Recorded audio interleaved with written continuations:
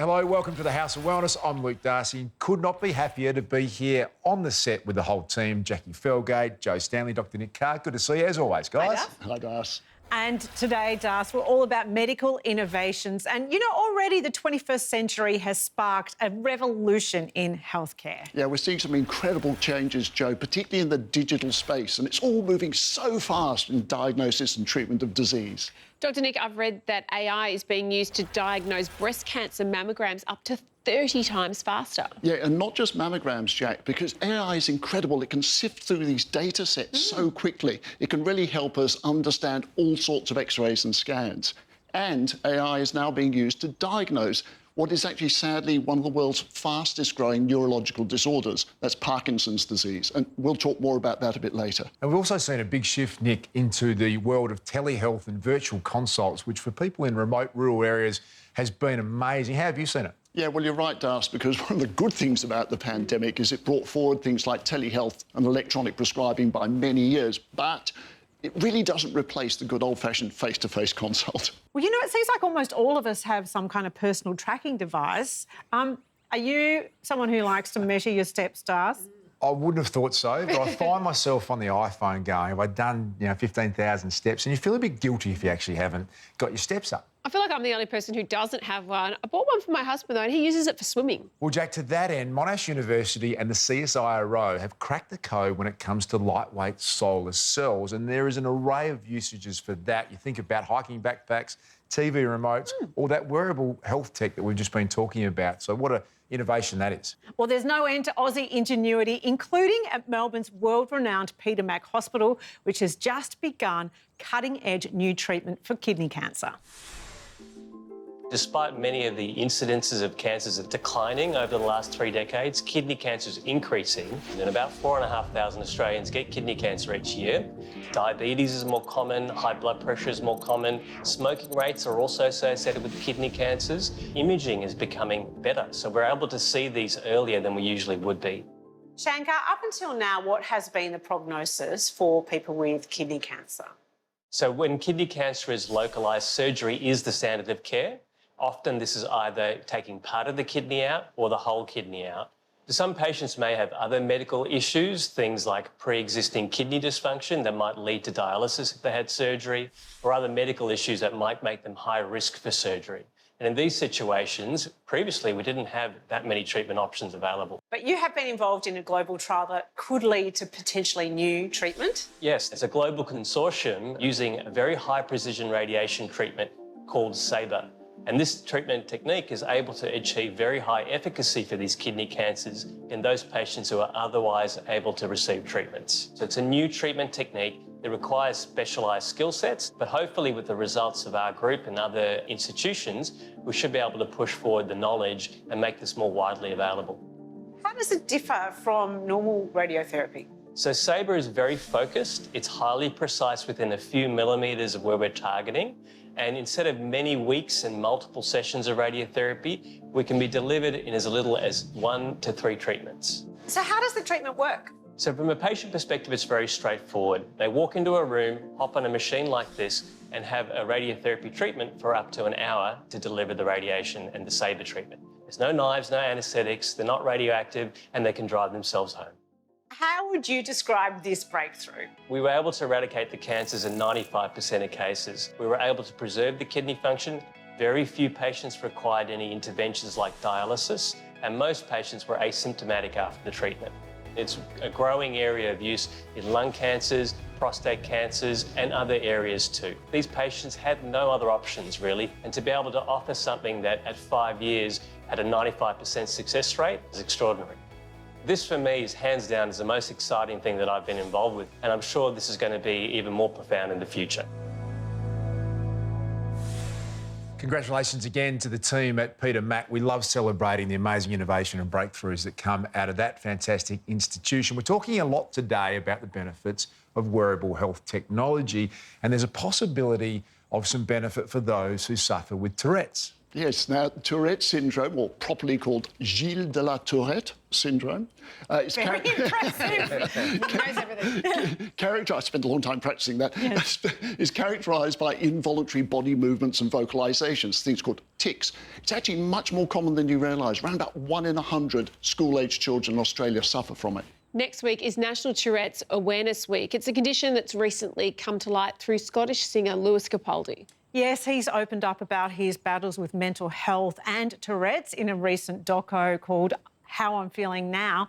And he's become one of the first to trial a wearable watch-like device to help control involuntary tics. That's right, and it's called the New Pulse. It's been developed at the University of Nottingham, and the early results really promising. So we've established the benefits of technology for health that you wear on your body, but Hines, in his search for better health this week, goes deep within. I've never been good with needles, and any time I've had to have my blood taken, I end up squeezing a stress ball and clenching my eyes until the whole thing is over. So the idea of having lots of tiny needles inserted into my whole body all at once isn't exactly my idea of relaxing, but people swear by acupuncture, and well, you know me, I'm willing to give anything a try. So I need you to find the tension in your neck and be able to recreate it and touch where it is. Can you touch where the pain is? Yeah, it runs up that back side to the right-hand side. It's at the top and the bottom? Yeah, top and the bottom. Okay. Tender here? Yeah, it's tender. This is going to be a bit uncomfortable. How does your neck feel? Too busy thinking about the needle, actually, but... Where's the tension left? Hey. Nah. There's got to be a little bit left over. Any left over? Yeah, it's weird. It just feels less dramatic. Yeah, less intense. Dr. Abby, obviously there's needles involved, but what is acupuncture? So acupuncture is a branch of traditional Chinese medicine where we insert single-use fine sterile needles into different various confluent points in the body to stimulate a response to encourage the body's own homeostasis, own cellular rejuvenation or hormonal response to balance its own issues or diseases. And I believe in this stuff. You don't have to believe in it. No, but I do. But also when it happens quite quickly, I'm like, you know what I mean? I know. It's a form of one segment of traditional Chinese medicine, and this incorporates the way that it used to be a Taoist philosophy, which incorporates the balance of everything in life, from environment to dietetics to climate to movement to prescription herbs, cupping, scraping, bleeding, medical massage, everything. So it's a lifestyle medicine that's been around for more than 4,000 years. Can you point to where it's still sitting? See, now it's so less. Upper. Yeah, it's upper, but now there's such little pain that I'm now like second guessing where the pain is. Do you know what I mean? I've had dry needling before, and the sensation of that is that it hits a certain point or muscle and it spasms. Is that the same as acupuncture? Not at all. Not at all. So the acupuncture, ideally, you might get a hum or a dull heaviness, and that subsides. Chinese medicine isn't bells and whistles. We're not fireworks in a display. It's normally very boring. It's normally very mild. And the whole point is that you relax because then cortisol drops and the circulation can then take over for the hormones to look after. But usually, no, we don't create this big stimulus when we're doing anything. I'm going to put one in your ear, Luke, and this is a really beautiful point. We quite often leave an ear seed in it for you to take home, and this relaxes the body a lot. Pinch, reduce cortisol, reduce stress, and start to make the body feel really relaxed. It's like meditation in a pinpoint. How does the modality of acupuncture and Chinese medicine work in conjunction with Western medicine? Fantastically. My favourite thing about Chinese medicine is I don't have to do a either or. So you might be on medication, you might be on antibiotics. We can still help without interfering with what your antibiotics are doing. 1, 2, 3. All right, what type of conditions are you seeing people come to have acupuncture? Our clinic specialises in cosmetic or aesthetic acupuncture, but behind that we treat a lot of menopause, hormonal regulation, IVF preparation, anxiety, insomnia, postpartum preparation. We treat a lot of marathon runners. We also treat a lot of guys that are part of the IVF with their partners, and a lot of back pain. 1, 2, 3, pinch. 1, 2, 3, pinch. You specialise in cosmetic acupuncture. How does that rate when you compare it to things like filler and Botox? So I tell people we're the soy milk of Botox. So we're not going to be exactly like Botox, it's going to be a slight difference to it, but we can give it a really good run for its money or give you an alternative option until you're ready to have it yourself. The thing that we do that Botox and filler don't is we give you a glow. That glow that you get after cosmetic acupuncture, you can't replicate elsewhere. But we still tighten and reduce fine lines and tighten the gel and make it look like you lost weight. Okay, Luke, all the needles are in. I'm just going to leave you there to relax. Just listen to the music for about 20, 30 minutes, and I'll be in shortly. Have a nice nap. Okay, so the needles are not as bad as I initially thought, but you definitely do feel them. Now, I went into this appointment making sure that I resisted any coercion or placebo effect, but I've got to give it to Dr. Abby. My neck pain is gone, and I was knocked out like I've never been knocked out before. For me, it's a big yes to acupuncture, but like with any of these modalities, you've got to give it a go, be open to it, and just see what's right for you.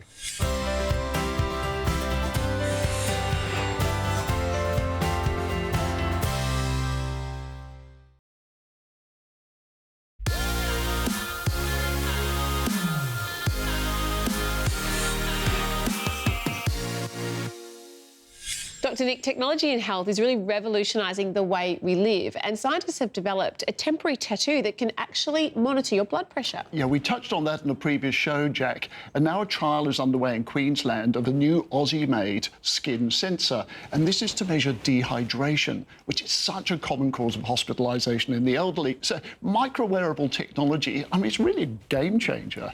And AI in health is really moving ahead at lightning speed, so much so that they've developed an early test for Parkinson's disease right here. It was during an afternoon stroll that former nurse Eva Stiller began to suspect she may have Parkinson's disease. I did find my right side was a little bit weaker and I didn't swing my arm how normally people when they're walking swing both arms, and I was only swinging on the left side. Because I'm a nurse, I knew a little bit about Parkinson before, like it was not easy, but I was suspecting, thinking, oh, and especially my father had Parkinson too. Thanks to her own awareness of the symptoms, Eva was diagnosed with Parkinson's uncommonly early, allowing her to delay its progression by making key lifestyle changes. I did discover, meditation, exercise, relaxation, yoga. It's really helping, especially with my mental health too. Like a lot of people with Parkinson have anxiety. I have a little bit of anxiety, but depression, I never had this. I'm happy and I'm enjoying every day and living for now. Hi Eva, how are you doing? I'm good, Sanjay. So when was the last time we met? 3 months ago. And any changes in your Parkinson's symptoms since then? Eva is making the most of an early diagnosis. But according to her neurologist, Dr. Sanjay Raghav, many patients don't get this opportunity. All over the world, Parkinson's disease diagnosis is an issue because there is no blood test or an imaging criteria specifically for Parkinson's disease by which we can make a very quick diagnosis and a confirmatory diagnosis. So it depends on the clinical diagnosis of the neurologist. And sometimes it can be difficult because there are disorders which looks like Parkinson's disease, but they are not Parkinson's disease. One of several clues that doctors look out for in order to diagnose Parkinson's is a symptom called micrographia, in which the patient's handwriting becomes smaller and more cramped, often well before the appearance of any other motor symptoms. Unfortunately, given that everyone's handwriting is unique, spotting this symptom in its early stages is no easy task. But thanks to the wonders of technology, that's about to change. One of the good things in our world now is that we've got computers, and computers with tablets can measure speed, acceleration, pressure, and the size of handwriting. Because you got to write your name. Using artificial intelligence, biomedical engineers at RMIT, led by Professor Dinesh Kumar, have developed a revolutionary screening tool. Now you can use your left hand. We want to see the other side. Within just a couple of minutes, this program analyses users' handwriting against a database of samples provided by Parkinson's patients. One of the tests which have been used is the spiral. Then you got the repetitive text like BD, BD, etc. We also have a person drawing lines, vertical and horizontal. Then we have a person writing a sentence. And finally, we've got the person writing their own name. And using this, we are able to normalize things so we can identify the natural differences between people. And hence, we can more accurately determine what are the changes in the handwriting of the person. So we can then determine whether there is bradykinesia, in other words, slowing down, whether there is a change in the rigidity, or whether there is some tremor in the person's writing. As if this wasn't groundbreaking enough, Professor Kumar's team have used the same principles to develop a second screening tool. Beep, beep, beep, beep, beep. A mobile app that analyses your voice to detect the common Parkinson's symptoms that impact the vocal cords. We are able to determine factors such as tremor, factors such as reduced intensity and hoarseness without needing any specialized hardware, which means you do not need specialized clinicians. You can detect the disease, you can monitor the disease, even for the most remote people on the earth. That, I think, is a big achievement which this technology or these technologies can give. And I look forward to being a part of that. Beep, beep, beep, beep. With both tools showing an accuracy rate of over 90%, researchers are hoping they'll be approved for commercial use within just a few years. It's great if technology can help for people to be diagnosed earlier. I mean, it's not good to be diagnosed when you're 50 or 60, but if you have Parkinson, it's probably good to be diagnosed when you're 50, 60, because you can do a lot of good things for yourself. People maybe on their iPhone one day or their Android phone can just do some simple test and a diagnosis can be made even without seeing patient face to face. So it's a very exciting time. We all have smartphones, we all have computers. Why not we use it to the best advantage for these purposes?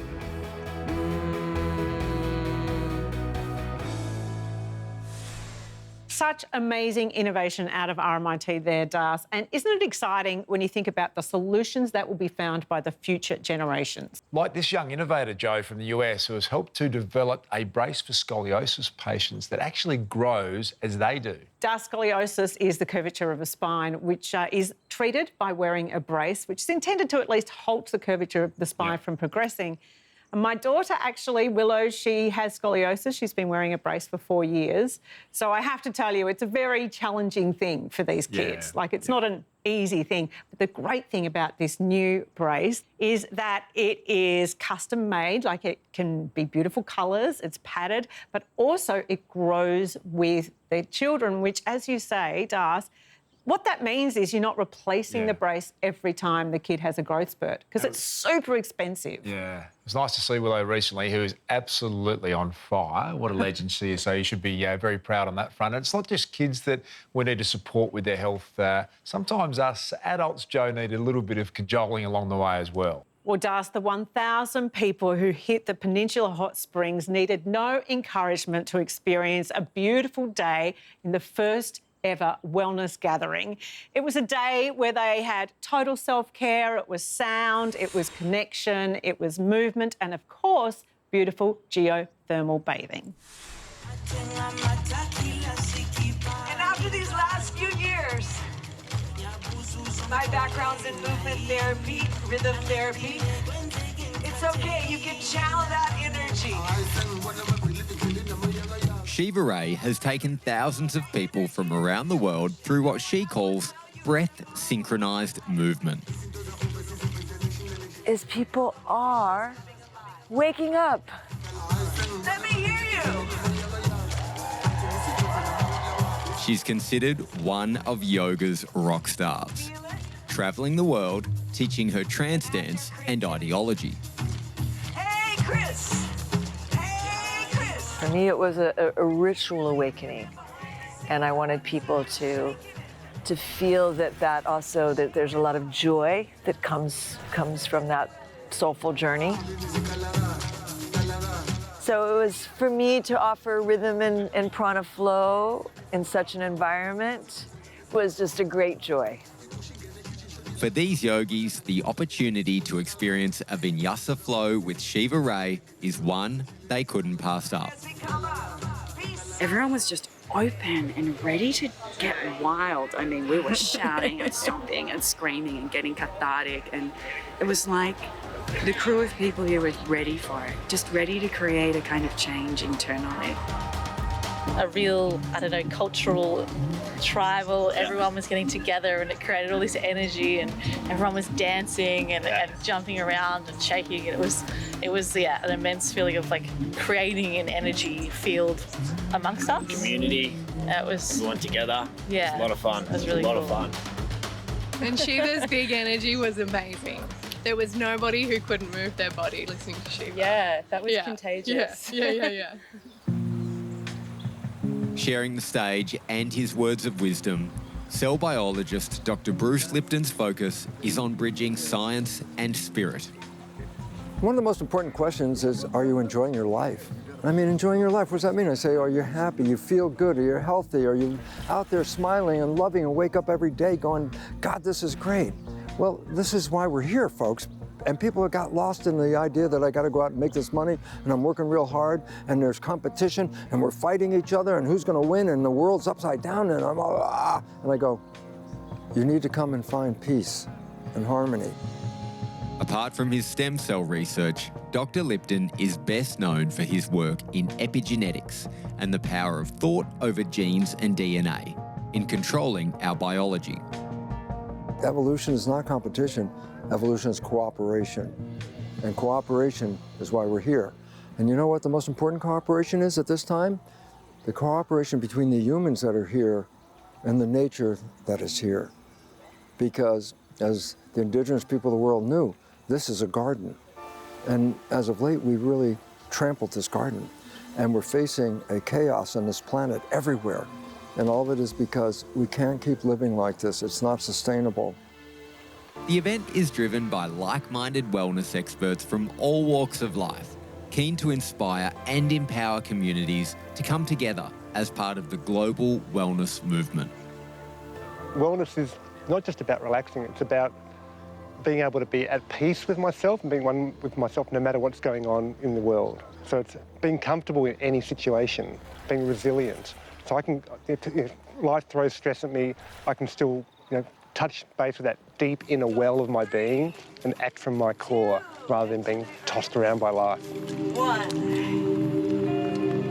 Lovely. After decades studying ancient wisdom and advanced science, Dr. Mark Cohen believes wellness can be just as contagious as illness.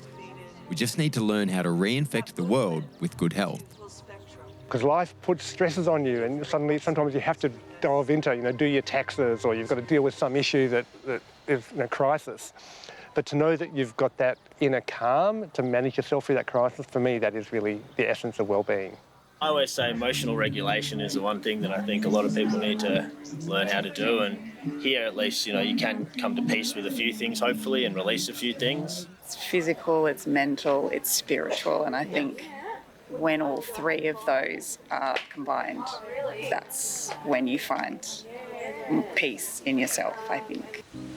Natural thermal mineral waters flow into the pools and baths dotted around the property, all nestled into the landscape, much to the delight of the guests who've chosen to reinvigorate their bodies and minds at this unique wellness gathering. And I just did an ocean flow in the pools then, and I could hear the birds and the sun was coming through and there was the smoke ceremony, and I just thought, wow, I'm here right now, just 50 minutes from my house, and I get to be here. Probably one of the best events I've been to. I think having the natural pools and the arts and the wellness and everything combined, and Bruce Lipton, I can't fault it. It's been an amazing day. The event is all about ditching the toxic load that many of us carry, and Dr. Cohen has just the wellness recipe to get us back into balance. Bathe in beautiful water, prepare delicious food, make the most of every breath, and dance through every mood. To tend the soil beneath your feet, embrace sunshine from above, to share your gifts with all the world and fill your life with love.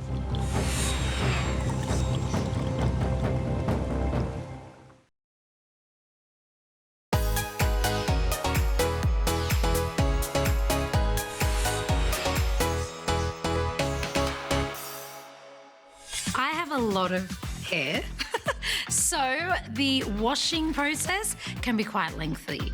And I'm not super comfortable about seeing how much water we waste every time we wash our hair. Thankfully, the hair angels and hair fairies listened to both me and the earth and created dry shampoo.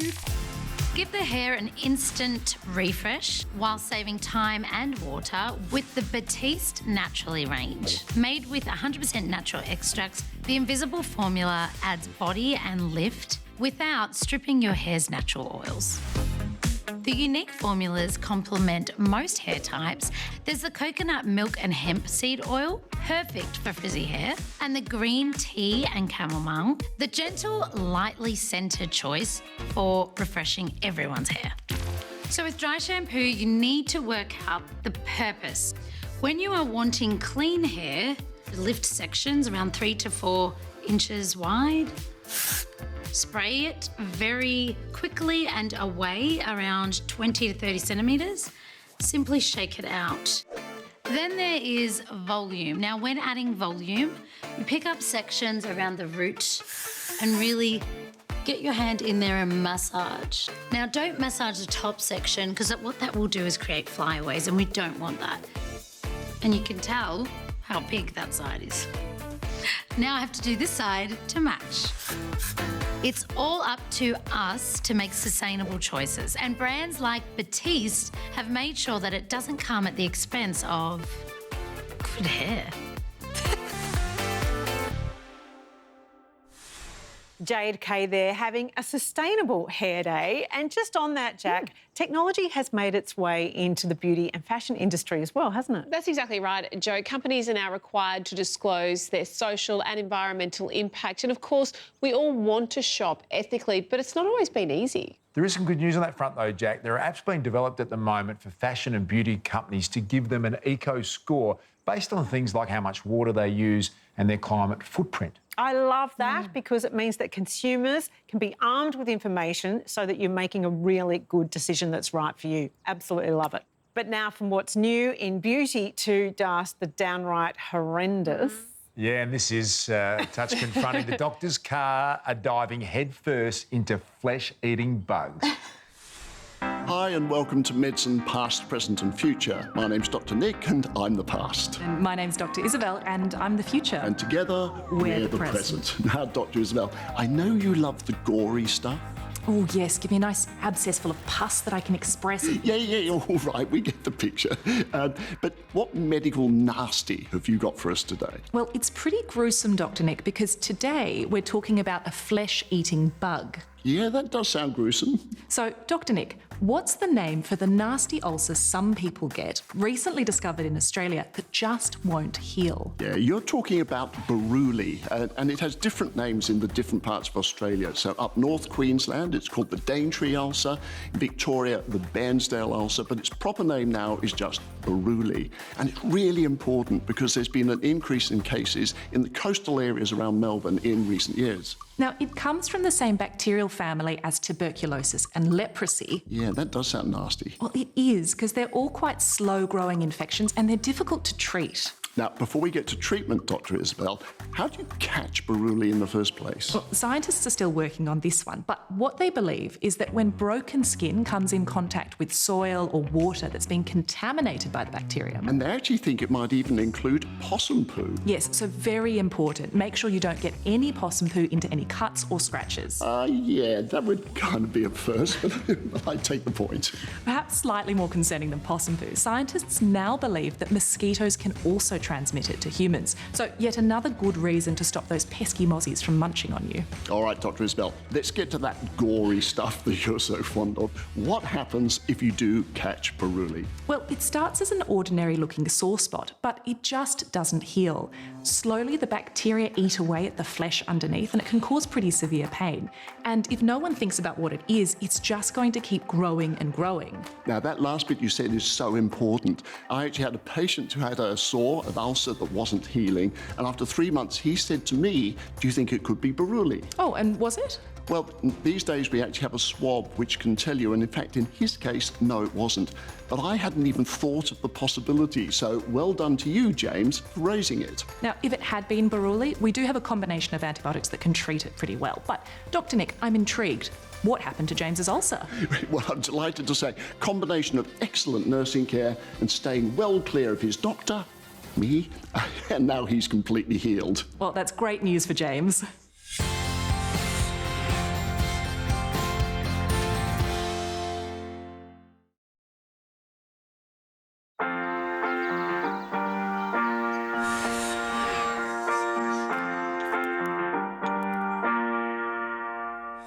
Some people swear by the impact of vitamins on their general health, but not everyone is necessarily getting all they can from their natural remedy. Vitamins and minerals are known to be unstable. They can easily degrade under the influence of oxygen, light, or high temperatures, which can diminish their effect. Liposomal vitamins may help overcome this problem. Liposomes are tiny spheres made of phospholipids, which are the building blocks of cell membranes. These tiny building blocks capture and protect nutrients until they reach their destination in the body. By using this nanotechnology, these liposomal supplements can achieve up to 5 to 10 times more bioavailability than standard oral supplements, which is simply the ability to be absorbed by the body. Liposomal delivery isn't new. It's widely used in pharmaceutical medicine because it can deliver nutrients in a targeted way. Along with high absorption, some liposomal supplements don't need to be mixed or diluted and are a great option for those who don't like swallowing tablets. Dr. Nick, there have been so many medical advances that improve people's lives, not just physically, but emotionally as well, haven't there? Well, it's true, Joe, but I still say our major tools for us medicos are our hands, eyes and ears, because we have to listen to our patients. But if you come back to the high-tech stuff, did you know that there's new technology which is helping bring joy to the people who need it most? Which is why we absolutely love this story. A unique drum-like machine has been created that turns the heartbeats of children with heart defects into musical sequences. Yeah, it's incredible, isn't it? It's called the CHD4, CHD for congenital heart disease. And it was invented by an American dad whose 2 kids had heart problems, and it was to help relax them during their procedures. It's so beautiful. So the kids' echocardiograms are decoded and turned into their own unique drum rhythms. It's amazing. And Joe, there's new technology working in other ways too. So you'll be familiar with this. There's a bandage, which is actually helping to heal wounds electronically. It is incredible, and I was lucky enough to meet its American inventor to find out more. Guillermo, thank you so much for speaking with us on the House of Wellness. You have co-developed the first ever transient electronic bandage. Can you please explain to us what is so special about this invention? The concept is based on the fact that we all have this natural electric field throughout our bodies, right? Specifically in our skin as well. And our skin is a barrier against the external world. When that barrier is broken or you have a breach, that also disrupts that electrical balance. So what we attempted to do was to help restore or create a gradient of charges on electrical field throughout the area of the wound to help speed up the rate at which cells would move into that wound area using an electric field. Now, we've known for years that electrotherapy can, in fact, potentially speed up wounds in the clinic, in the hospital setting. The problem, though, is that many of these devices are bulky, they're very large. You have to do it at the hospital. You just can't go home. So what we've done, we've effectively taken what people have been trying to do over the years in a hospital setting in a very inefficient way, and we've miniaturized it to be able to fit any wounds. And it's controlled remotely?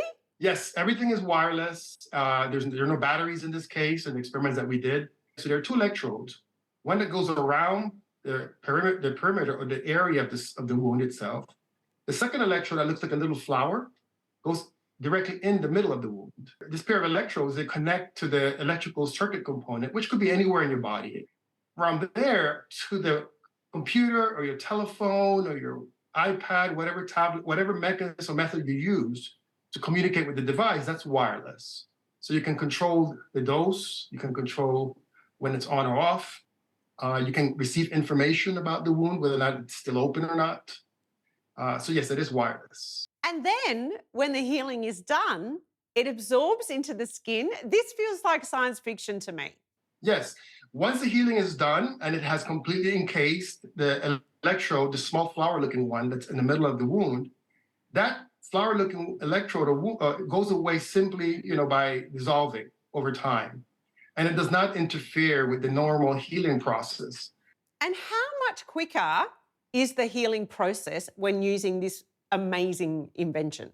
If we calculate it compared to, for example, more traditional approaches, which is basically saline and a traditional dressing, it was about 30% faster, the closing, using our approach with the voltage being applied to the wound. Who will benefit most from this incredible technology? We designed this technology to help diabetics that develop these chronic wounds or wounds that are impaired. In other words, these are sores that 15 to 30% of diabetics will develop at some point in their life. If you're healthy, you typically don't need help or extra help to close or heal. So in fact, if you try to do this on a healthy animal, you don't really see an increase in acceleration in there. You've been trialling this, but not yet on humans? That's correct. So this work is all in preclinical studies. These were done in rodents. We are working to do these in a higher level preclinical models, such as swine, which are the skin structure is more similar to humans. And hopefully within the next year or two, we hope to be in patients, actually applying this to diabetics.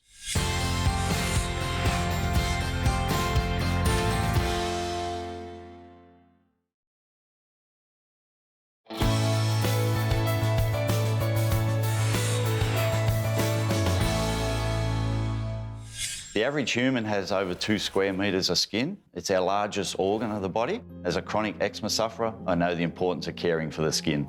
Treatments for chronic skin conditions such as eczema, psoriasis and rosacea can often be filled with chemical-based ingredients or steroids, which can be painful, applying it to already irritated skin. Through trial and error, I found what products helped my eczema. But when our son Ryan started suffering as well, we became desperate to find a safe, natural treatment. Graham's Natural is a result of many years of research and development.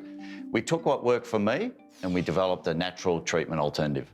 With ingredients such as manuka honey, calendula, gotcha cola, jojoba seed oil to help hydrate the skin. Our products are also steroid-free, so they're safe for long-term use. Ryan is all grown up now, but Graham's Natural is still family-owned after 22 years. We're very proud to create safe, natural treatments for all skin conditions.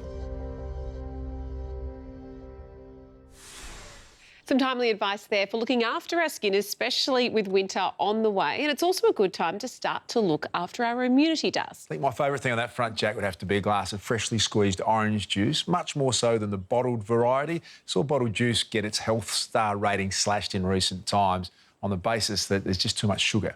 Well, it might soon be back on the menu because scientists at the CSIRO are developing a way to cut sugar in juice by 2/3 and also add in some antioxidants and some fibre as well. Well, they're not releasing a lot of information on that at the moment, Jack, but stay tuned on that one for some more information. Great time of the year to get some immunity boost into your system. Here is Zoe and Hines with two of the best. Sore throat, headache, runny nose, cough, fatigue, restless sleep. No, Zoe, that is not what's on the menu today. They are the symptoms of the common cold and flu.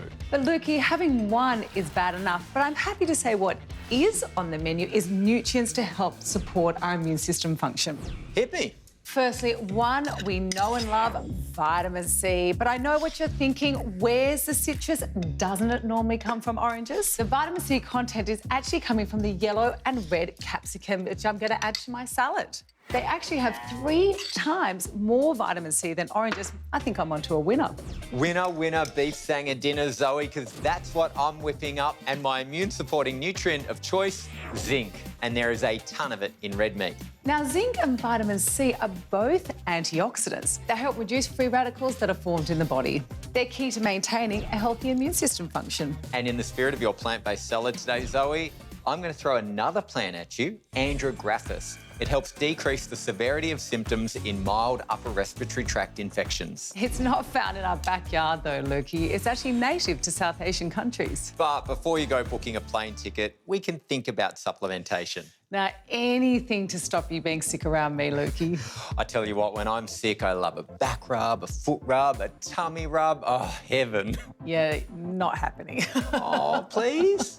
All right, okay, all right. Get Nourished is brought to you by Bioceuticals Armour Force, Australia's #1 pharmacy supplement to relieve symptoms of cold and flu. Speak to your pharmacist for specially formulated relief.